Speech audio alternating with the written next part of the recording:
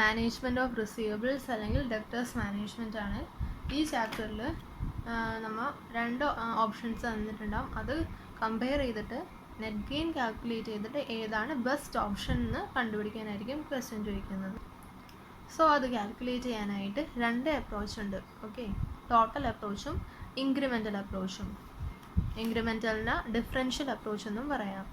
So ആദ്യം തന്നെ total approach നോക്കാം.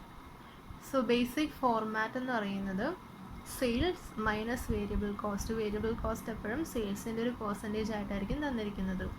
അപ്പോൾ സെയിൽസിൽ നിന്നും വേരിയബിൾ കോസ്റ്റ് റെഡ്യൂസ് ചെയ്യുമ്പോൾ കോൺട്രിബ്യൂഷൻ കിട്ടും. കോൺട്രിബ്യൂഷനിൽ നിന്ന് ഫിക്സ്ഡ് കോസ്റ്റ് റെഡ്യൂസ് ചെയ്യുമ്പോൾ ഗ്രോസ് പ്രോഫിറ്റ് കിട്ടും. ഗ്രോസ് പ്രോഫിറ്റിൽ നിന്നും ABCD റെഡ്യൂസ് ചെയ്യണം. അതിൽ A എന്ന് പറയുന്നത് അഡ്മിനിസ്ട്രേഷൻ കോസ്റ്റ്, B എന്ന് പറയുന്നത് ബാഡ് ഡെപ്റ്റ്. ബാഡ് ഡെപ്റ്റ് എപ്പോഴും ഒരു പെർസെൻറ്റേജ് ഓഫ് സെയിൽസ് ആയിട്ടായിരിക്കും തന്നിരിക്കുക. ദെൻ C എന്ന് പറയുന്നത് കളക്ഷൻ കോസ്റ്റ്, D എന്ന് പറയുന്നത് ഡിസ്കൗണ്ട്. ഇതെല്ലാം ഗ്രോസ് പ്രോഫിറ്റിൽ നിന്ന് റെഡ്യൂസ് ചെയ്യുമ്പോൾ നമുക്ക് നെറ്റ് പ്രോഫിറ്റ് കിട്ടും. നെറ്റ് പ്രോഫിറ്റിൽ നിന്നും ഓപ്പർച്യൂണിറ്റി കോസ്റ്റ് ലെവൽ അല്ലെങ്കിൽ cost of carrying debtors minus ചെയ്യുമ്പോൾ നമുക്ക് നെറ്റ് ഗെയിൻ കിട്ടും. ഓക്കെ, അപ്പോൾ ഇതിനകത്ത് ശ്രദ്ധിക്കേണ്ടത് സെയിൽസ് എന്ന് പറഞ്ഞത് ഒന്നില്ലെങ്കിൽ ഡയറക്റ്റ് ആയിട്ട് തന്നിട്ടുണ്ടാകും, അല്ലെങ്കിൽ നമ്മൾ സെയിൽസിൻ്റെ ക്വാണ്ടിറ്റി ഇൻറ്റു സെല്ലിംഗ് പ്രൈസ് ചെയ്യുമ്പോൾ കിട്ടും. ദെൻ അതേപോലെ തന്നെ ഒരു ഫോർമുല നോട്ട് ചെയ്യേണ്ടത് variable cost percentage on sales ആയിരിക്കും, അത് കോൺസ്റ്റൻ്റ് ആയിരിക്കും. ഈ ഫോർമുല ഒന്ന് നോട്ട് ചെയ്തോ. PV റേഷ്യോ പ്ലസ് വേരിയബിൾ കോസ്റ്റിൻ്റെ പെർസെൻറ്റേജ് ഓൺ സെയിൽസ് 100% ആയിരിക്കും. അങ്ങനെയും ചിലപ്പോൾ PV റേഷ്യോ എന്നിട്ട് വേരിയബിൾ കോസ്റ്റ് നമ്മൾ പ്രോബ്ലത്തിൽ വേരിയബിൾ കോസ്റ്റ് ആവശ്യമാണ്. സോ PV റേഷ്യോ ക്വസ്റ്റിന് തന്നിട്ടുണ്ടെങ്കിൽ നമുക്കതിൽ നിന്നും വേരിയബിൾ കോസ്റ്റ് കണ്ടുപിടിക്കാൻ പറ്റും. ദെൻ ഫിക്സ്ഡ് കോസ്റ്റ് എല്ലാത്തിലും കോൺസ്റ്റൻ്റ് ആയിരിക്കും. ദെൻ ഓപ്പർച്യൂണിറ്റി കോസ്റ്റ് കമ്പ്യൂട്ട് ചെയ്യാനായിട്ടൊരു ഫോർമുലയുണ്ട്. ഫോർമുല എന്ന് പറയുന്നത് total cost into credit period, average credit period divided by 360 days or 52 weeks or 12 months into interest rate. Total cost എന്ന് പറയുന്നത് variable cost plus fixed cost ആണ്. Fixed cost തന്നിട്ടില്ല അല്ലെങ്കിൽ fixed cost 0 ആണെങ്കിൽ വേരിയബിൾ കോസ്റ്റാണ് നമ്മൾ total കോസ്റ്റായിട്ട് എടുക്കേണ്ടത്. ഇപ്പോൾ variable കോസ്റ്റും ഫിക്സ്ഡ് കോസ്റ്റും ക്വസ്റ്റ്യൻ തന്നിട്ടില്ലെങ്കിൽ സെയിൽസ് ആണ് ടോട്ടൽ കോസ്റ്റായിട്ട് കൺസിഡർ ചെയ്യേണ്ടത്. സോ ആവറേജ് ക്രെഡിറ്റ് പീരീഡ്, ചില ക്വസ്റ്റ്യനിൽ ക്രെഡിറ്റേഴ്സ് ടേൺ ഓവർ റേഷ്യോ തന്നിട്ടുണ്ടാകും. സോ നമുക്ക് അതിൽ നിന്നും ആവറേജ് ക്രെഡിറ്റ് പീരീഡ് എങ്ങനെ കണ്ടുപിടിക്കും? Creditors average credit period is equal to creditors 360 divided by creditors turnover ratio, അല്ലെങ്കിൽ 12 months divided by creditors turnover ratio. അപ്പോൾ മന്ത്സിൽ കിട്ടും, വേണമെങ്കിൽ നമുക്ക് വീക്സിലും കാൽക്കുലേറ്റ് ചെയ്യാം. ഓക്കെ, ഇൻട്രസ്റ്റ് റേറ്റും ക്വസ്റ്റ്യനിൽ സ്പെസിഫൈ ചെയ്തിട്ടുണ്ടാകും. അതാണ് ഓപ്പർച്യൂണിറ്റി കോസ്റ്റിൻ്റെ കേസിൽ. നെറ്റ് പ്രോഫിറ്റിൽ നിന്ന് ഓപ്പർച്യൂണിറ്റി കോസ്റ്റും കൂടി മൈനസ് ചെയ്യുമ്പോൾ നെറ്റ് ഗെയിൻ കിട്ടും. സോ ആ ഓപ്ഷൻസിൽ ഓപ്ഷൻ 1, ഓപ്ഷൻ 2, ഓപ്ഷൻ 3 ഉണ്ടെങ്കിൽ അത് മൂന്നിൻ്റെ നെറ്റ് ഗെയിൻ കാൽക്കുലേറ്റ് ചെയ്തിട്ട് ഏതാണ് കൂടുതൽ വരുന്നത് അതാണ് ചൂസ് ചെയ്യേണ്ടത്. ഇവിടെ ഓപ്പർച്യൂണിറ്റിൻ്റെ കോസ്റ്റിൻ്റെ കേസിൽ ക്രെഡിറ്റ് പീരീഡ് വേറെ രീതിയിൽ തന്നിട്ടുണ്ടാകും. ചിലപ്പോൾ പേയ്മെൻറ്റ് ഇൻസ്റ്റാൾമെൻറ്റിലായിരിക്കും നടത്തുക. അപ്പോൾ നമ്മൾ എന്ത് ചെയ്യണം? വെയ്റ്റഡ് ആവറേജ് എടുക്കണം. ഫോർ എക്സാമ്പിൾ ആയിട്ട് 30 days 20%, 60 days 50%, 180 days 30% എന്ന് വിചാരിച്ചു. അപ്പോൾ ക്രെഡിറ്റ് പീരീഡ് എന്ന് പറയുമ്പോൾ 30 × 20% 6, 60 × 50% 30, അത് ടോട്ടൽ ചെയ്യുക. അപ്പോൾ 90 days ആയിരിക്കും ക്രെഡിറ്റ് പീരീഡ് എന്ന് പറയാം. ദെൻ ഇൻട്രസ്റ്റ് റേറ്റിൻ്റെ കേസിൽ ഇൻട്രസ്റ്റ് റേറ്റിൽ ഓൾറെഡി ക്വസ്റ്റ്യനിൽ സ്പെസിഫൈ ചെയ്തിട്ടുണ്ടാവും. ക്വസ്റ്റ്യനിൽ സ്പെസിഫൈ ചെയ്തിട്ടില്ലെങ്കിൽ പ്രീ ടാക്സ് ആയിട്ട് കൺസിഡർ ചെയ്യണം. ഓക്കെ, ഇനി പ്രീ ടാക്സ് ഇൻട്രസ്റ്റ് റേറ്റ് ആണ് തന്നിരിക്കുന്നതെങ്കിൽ അതങ്ങനെ തന്നെ യൂസ് ചെയ്യണം. ഇനി ഇൻ കേസ് ക്വസ്റ്റ്യനിൽ പോസ്റ്റ് ടാക്സ് ഇൻട്രസ്റ്റ് റേറ്റ് ആണ് തന്നിരിക്കുന്നതെങ്കിൽ അത് പ്രീ ടാക്സ് ആയിട്ട് കൺവേർട്ട് ചെയ്യണം. സോ അതിനുവേണ്ടി എന്ത് ചെയ്യണം? Post tax interest rate divided by 1 - t ചെയ്യുമ്പോൾ കിട്ടും. ഓക്കെ, ഇനി ഇവിടെ ഡിസ്കൗണ്ടിൻ്റെ ഒരു സ്പെഷ്യൽ കേസ് ഉണ്ട്. ഇപ്പോൾ ക്യാഷ് ഡിസ്കൗണ്ടിൽ പേയ്മെൻറ്റ് ടേംസ് 2/10 നെറ്റ് 30 ആണ് തന്നിരിക്കുന്നതെന്ന് വെച്ചാൽ, അതായത് ക്രെഡിറ്റ് പീരീഡ് 30 days ആണ്, പക്ഷേ നമ്മളത് 10 daysനുള്ളിൽ പേ ചെയ്തു. അപ്പോൾ നമുക്ക് 2% ഡിസ്കൗണ്ട് കിട്ടും. So this is all about total approach. So overall ഒന്ന് നോക്കാനാണെങ്കിൽ സെയിൽസ് മൈനസ് വേരിയബിൾ കോസ്റ്റ് ചെയ്യുമ്പോൾ കോൺട്രിബ്യൂഷൻ കിട്ടും. അതിൽ നിന്നും ഫിക്സ്ഡ് കോസ്റ്റ് റെഡ്യൂസ് ചെയ്യുമ്പോൾ gross profit, then minus ABCD administration cost, bad debt, collection cost, discount, you'll get net profit, and reduce opportunity cost and you'll get net gain.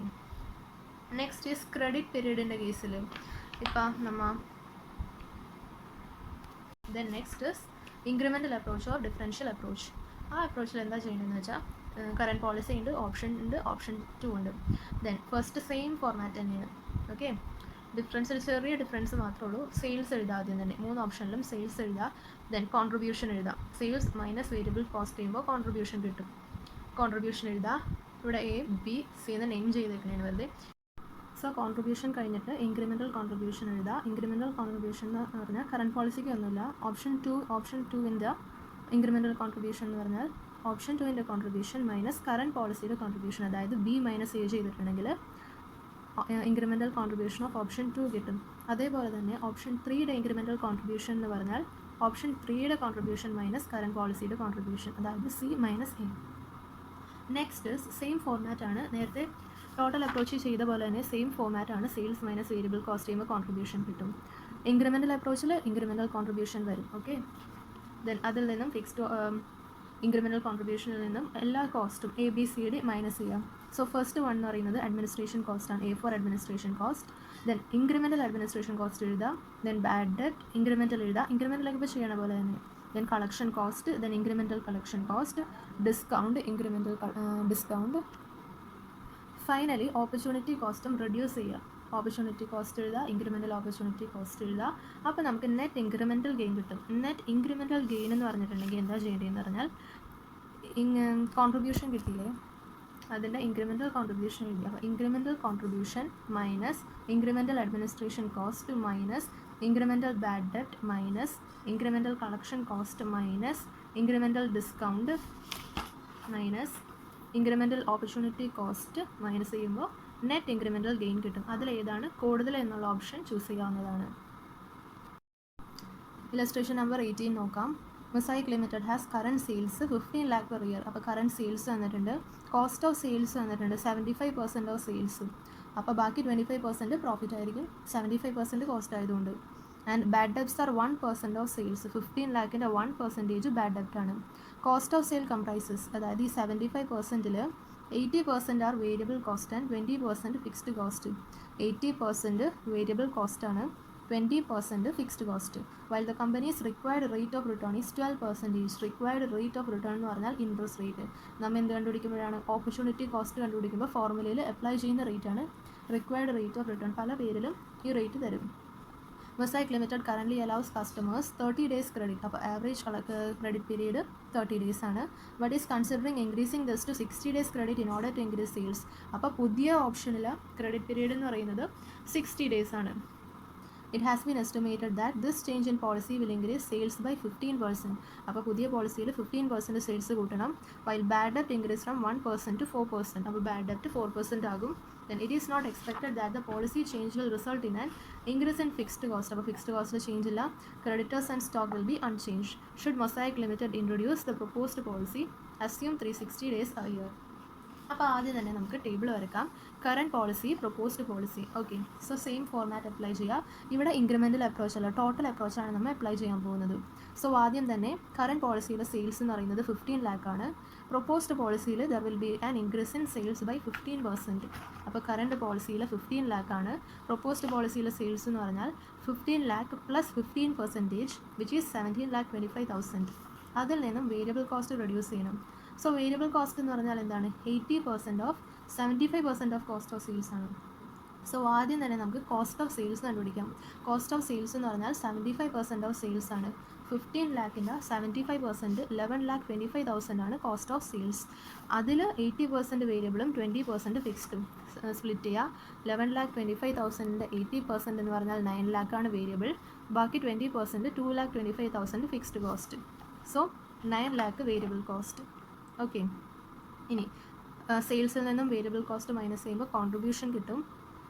ആദ്യം നമുക്ക് simultaneous ആയിട്ട് ചെയ്തു പോകാം. ഇനി പ്രൊപ്പോസ്ഡ് പോളിസിയുടെ വേരിയബിൾ കോസ്റ്റ് എങ്ങനെ കണ്ടുപിടിക്കും?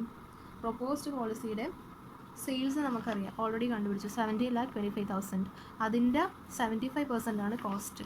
17,25,000 75% 12,93,750 ആണ് കോസ്റ്റ്. അതിൽ 80% വേരിയബിളും 20% ഫിക്സ്ഡും. അപ്പോൾ 80% എന്ന് പറയുമ്പോൾ 10,35,000 വരും. അപ്പോൾ 10,35,000 ആണ് പ്രൊപ്പോസ്ഡ് പോളിസിയിലെ വേരിയബിൾ കോസ്റ്റ്. സെയിൽസിൽ നിന്നും വേരിയബിൾ കോസ്റ്റ് റെഡ്യൂസ് ചെയ്യുമ്പോൾ കോൺട്രിബ്യൂഷൻ കിട്ടും. കോൺട്രിബ്യൂഷനിൽ നിന്നും ഫിക്സ്ഡ് കോസ്റ്റ് റെഡ്യൂസ് ചെയ്യണം. ഫിക്സ്ഡ് കോസ്റ്റ് എത്രയാണെന്ന് ക്വസ്റ്റനിൽ തന്നിട്ടില്ല, 20% ആണെന്ന് തന്നിട്ടുണ്ട്. അത് നമ്മൾ ഓൾറെഡി നേരത്തെ 20% കണ്ടുപിടിച്ചു. കറണ്ട് പോളിസിയുടെ 2,25,000ഉം പ്രൊപ്പോസ്ഡ് പോളിസിയുടെ 2,58,750ഉം. ഫിക്സ്ഡ് കോസ്റ്റ് മൈനസ് ചെയ്യുമ്പോൾ ഗ്രോസ് പ്രോഫിറ്റ് കിട്ടും. ഗ്രോസ് പ്രോഫിറ്റിൽ നിന്നും ABCD മൈനസ് ചെയ്യണം. ക്വസ്റ്റനിൽ ACD തന്നിട്ടില്ല, B ബാഡ് ഡെപ്റ്റ് മാത്രം തന്നിട്ടുണ്ട്. ഇവിടെ പറഞ്ഞിരിക്കുന്നത് എന്താണ്, എത്ര പെർസെൻറ്റേജ് ആണ് ബാഡ് ഡെപ്റ്റ്? 1% ഓഫ് സെയിൽസ് ആണ്. Bad debts are 1% of sales ആണ് കറണ്ട് പോളിസിയിൽ. പ്രൊപ്പോസ്ഡ് പോളിസിയിൽ 1%ൽ നിന്നും 4% ആകും. അപ്പോൾ കറണ്ട് പോളിസിയിൽ 1%, പ്രൊപ്പോസ്ഡ് പോളിസിയിൽ 4%. 15 ലാഖിൻ്റെ 1% 15,000, ദെൻ 17 ലാഖ് 25,000ൻ്റെ 4% 69,000. ഗ്രോസ് പ്രോഫിറ്റിൽ നിന്ന് ബാഡ് ഡെപ്റ്റ് മൈനസ് ചെയ്യുമ്പോൾ നമുക്ക് നെറ്റ് പ്രോഫിറ്റ് കിട്ടും. അതിൽ നിന്നും ഓപ്പർച്യൂണിറ്റി കോസ്റ്റ് മൈനസ് ചെയ്യണം. ഓപ്പർച്യൂണിറ്റി കോസ്റ്റിൻ്റെ ഫോർമുല എന്താണ് നമ്മൾ പറഞ്ഞത്, total cost into credit period divided by 360 into interest. So 11,25,000. 11,25,000 എന്ന് പറഞ്ഞാൽ ടോട്ടൽ കോസ്റ്റ് ആണ്. ടോട്ടൽ കോസ്റ്റ് എങ്ങനെ കണ്ടുപിടിക്കും? Variable cost plus fixed cost. Current പോളിസിയിൽ 9 ലാഖ് പ്ലസ് 2,25,000 11,25,000 ആണ് ഇൻറ്റു ക്രെഡിറ്റ് പീരീഡ് ക്വസ്റ്റനിൽ തന്നിട്ടുണ്ട് 30 ഡേയ്സ് ക്രെഡിറ്റ്. 30 divided by 360. നമുക്ക് 365 ഡേയ്സ് എന്ന് പറഞ്ഞ് ടെൻഡൻസി ഉണ്ടാവും, പക്ഷേ 360 ഡേയ്സ് ആണ് ഈ ചാപ്റ്ററിൽ എടുക്കേണ്ടത്. Credit period 30 days divided by 360 into then a rate of return 12%. അപ്പോൾ ഇൻട്രസ്റ്റ് 12% മൾട്ടിപ്ലൈ ചെയ്യുക. അപ്പോൾ 11,250 കറണ്ട് പോളിസിയുടെ കിട്ടും. ദെൻ പ്രൊപ്പോസ്ഡ് പോളിസിയുടെ സെയിം ഫോമാറ്റിൽ അപ്ലൈ ചെയ്യാം. ടോട്ടൽ കോസ്റ്റ് എന്ന് പറഞ്ഞാൽ 10,35,000 plus 2,58,750 which will give you 12,93,750. Credit period ക്വസ്റ്റനിൽ എക്സ്ട്രാ ഒന്നും തന്നിട്ടില്ല, സോ അത് തന്നെ നമുക്ക് 30 ഡേയ്സ് ആയിട്ട് അസ്യൂം ചെയ്യാം. 30 ഡിവൈഡഡ് ബൈ 360 ഇൻറ്റു റേറ്റും സെയിം ആണ്, 12,938 കിട്ടും. അത് നമുക്ക് നമ്മുടെ ഫോർമാറ്റിൽ അപ്ലൈ ചെയ്യാം. മൈനസ് ചെയ്യുമ്പോൾ നമുക്ക് നെറ്റ് ഗെയിൻ കിട്ടും. ഇതിനകത്ത് ഏറ്റവും കൂടുതൽ ഏതാണ്? പ്രൊപ്പോസ്ഡ് പോളിസിയുടെ കൂടുതലാണ്, സോ അത് ആക്സെപ്റ്റ് ചെയ്യാം. നമുക്ക് ഇൻക്രിമെൻ്റൽ അപ്രോച്ച് വെച്ച് ചെയ്യാൻ പറ്റിയ ഒരു ക്വസ്റ്റ്യൻ നോക്കാം. പ്രാക്ടിക്കൽ പ്രോബ്ലത്തിൽ ക്വസ്റ്റ്യൻ നമ്പർ 7 ആണ്. PQR Limited having an annual sales of 30 lakhs is reconsidering its present collection policy. Sales 30 lakhs ഉണ്ട്. At present average collection period is 50 days. അപ്പോൾ കളക്ഷൻ പീരീഡ് 50 ഡേയ്സ് ആണ്. And the bad ഡെപ്റ്റ് losses are 5% ആണ്. Okay, 30 ലാക്സിൻ്റെ 5% ആണ് bad debts. The company is incurring an expenditure of 30,000 on account of collection of receivables. അപ്പോൾ collection cost അല്ലെങ്കിൽ collection expense 30,000. സിയിൽ തന്നെ ഒരു കോസ്റ്റാണ്. Then cost of fund 10%. ഈ കോസ്റ്റ് എന്ന് പറഞ്ഞിട്ടുണ്ടെങ്കിൽ ഇൻട്രസ്റ്റ് റേറ്റ് ആണ് കേട്ടോ. ഓപ്പർച്യൂണിറ്റി കോസ്റ്റ് കാൽക്കുലേറ്റ് ചെയ്യാനായിട്ട് നമ്മൾ യൂസ് ചെയ്യുമ്പോഴുള്ള interest cost. Then the alternative policies are as under alternative 1, alternative 2. Average collection period alternative 1 into 40 days ആണ്, 2 into 30 days. Bad debt losses alternative 1 into 4% of sales ആണ്, അതായത് ABCDയിലെ B. Then alternative 2 into 3% of sales ആണ്. Then collection expenses രണ്ടിനെ തന്നിട്ടുണ്ട്. Evaluate on the basis of incremental approach and state which is more beneficial. So incremental approach ഉള്ള question ആണ്, നമുക്ക് നോക്കാം. ആദ്യം തന്നെ സെയിൽസ് എഴുതാം.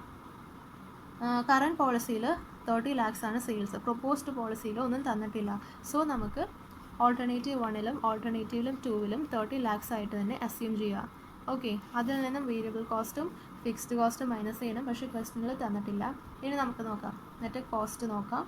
A ഒന്നുമില്ല, B ബാഡ് ഡെപ്റ്റ്സ് ഉണ്ട്. ബാഡ് ഡെപ്റ്റ് എത്രയാണ്? 5% ഓഫ് സെയിൽസ്, 4% ഓഫ് സെയിൽസ്, 3%. അപ്പോൾ 30 lakhൻ്റെ 5%, 30 lakhൻ്റെ 4%, 3% മൈനസ് ചെയ്യുക. മൈനസ് ചെയ്യണം, നേരത്തെ ചെയ്ത പോലെ മൈനസ് ചെയ്ത് വെക്കണ്ട. ഇത് ഇൻക്രിമെൻ്റൽ അപ്രോച്ച് ആയതുകൊണ്ട് ഇൻക്രിമെൻ്റൽ ബാഡ് ഡെപ്റ്റ് കാൽക്കുലേറ്റ് ചെയ്യണം. സോ ഇൻക്രിമെൻ്റൽ ബാഡ് ഡെപ്റ്റ് എങ്ങനെ കമ്പ്യൂട്ട് ചെയ്യും? കറൻറ്റിന് ഒന്നുമില്ല. ഓൾട്ടർനേറ്റീവ് 1ന് ബാഡ് ഡെപ്റ്റ്, ഓൾട്ടർനേറ്റീവ് 1ലെ ബാഡ് ഡെപ്റ്റ് മൈനസ് കറൻറ്റിലെ ബാഡ് ഡെപ്റ്റ്. അപ്പോൾ 1,20,000 മൈനസ് 1,50,000 എന്ന് പറയുമ്പോൾ നെഗറ്റീവ് 30,000 വരും. അതേപോലെ തന്നെ ഓൾട്ടർനേറ്റീവ് 2ൻ്റെ എങ്ങനെ വരും? 90,000 മൈനസ് 1,50,000 മൈനസ് 60,000 വരും. ഓക്കെ, ദെൻ കളക്ഷൻ എക്സ്പെൻസ് തന്നിട്ടുണ്ട്. കറൻറ്റിൻ്റെ 30,000, 60,000, 95,000, 30, 60, 95. ഇനി അതിൻ്റെ ഇൻക്രിമെൻ്റൽ കളക്ഷൻ എക്സ്പെൻസ് കമ്പ്യൂട്ട് ചെയ്യണം. അതെങ്ങനെ കമ്പ്യൂട്ട് ചെയ്യും? കറൻറ്റിന് ഒന്നുമില്ല. ഓൾട്ടർനേറ്റീവ് 1ന് 60,000 മൈനസ് 30,000, ഓൾട്ടർനേറ്റീവ് 2ൻ്റെ 95,000 മൈനസ്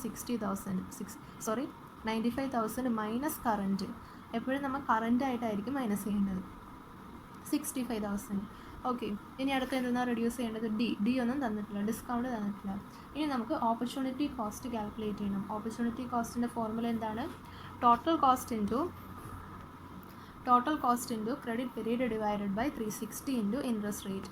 കറൻറ്റ് പോളിസിയുടെ ടോട്ടൽ കോസ്റ്റ് എത്രയാണ്? വേരിയബിൾ കോസ്റ്റും ഫിക്സ്ഡ് കോസ്റ്റും ക്വസ്റ്റനിൽ തന്നിട്ടില്ല. അപ്പോൾ നമ്മൾ കോൺസെപ്റ്റ്സിൽ പഠിച്ചപ്പോൾ പറഞ്ഞു എന്തായിട്ട് എടുക്കണം?